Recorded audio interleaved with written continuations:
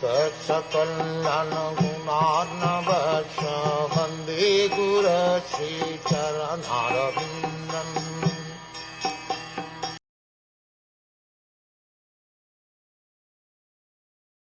In spite of my inability, whatever I have been able to hear from the spiritual master, and whatever I could assimilate, I am now describing in glorification of the Lord by pure speech, for otherwise my power of speaking would remain unchaste.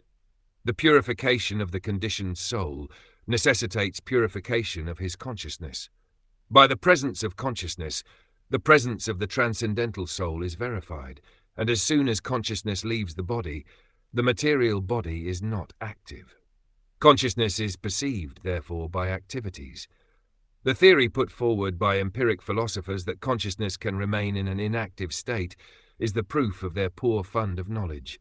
One should not become unchaste by stopping the activities of pure consciousness.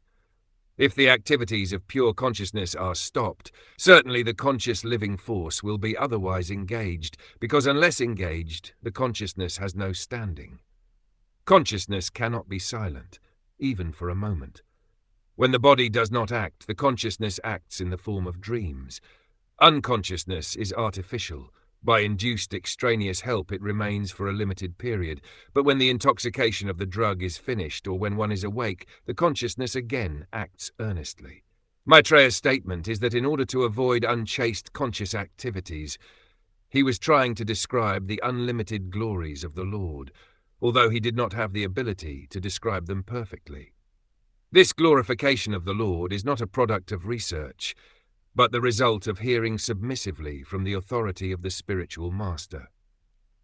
It is also not possible to repeat all that one has heard from his spiritual master, but one can narrate as far as possible by one's honest endeavor. It does not matter whether the Lord's glories are fully explained or not. One must attempt to engage one's bodily, mental, and verbal activities in the transcendental glorification of the Lord. Otherwise, such activities will remain unchaste and impure. The existence of the conditioned soul can be purified only by the method of engaging mind and speech in the service of the Lord. The Tredandi Sannyasi of the Vaishnav school accepts 3 rods, representing the vow to engage in the service of the Lord with body, mind, and speech, whereas the Ekadandi Sannyasi takes the vow to become one with the Supreme. Since the Lord is the Absolute, there is no distinction between him and his glories.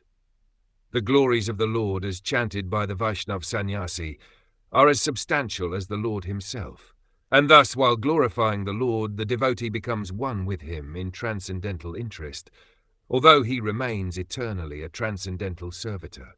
This simultaneously one and different position of the devotee makes him eternally purified, and thus his life becomes a complete success.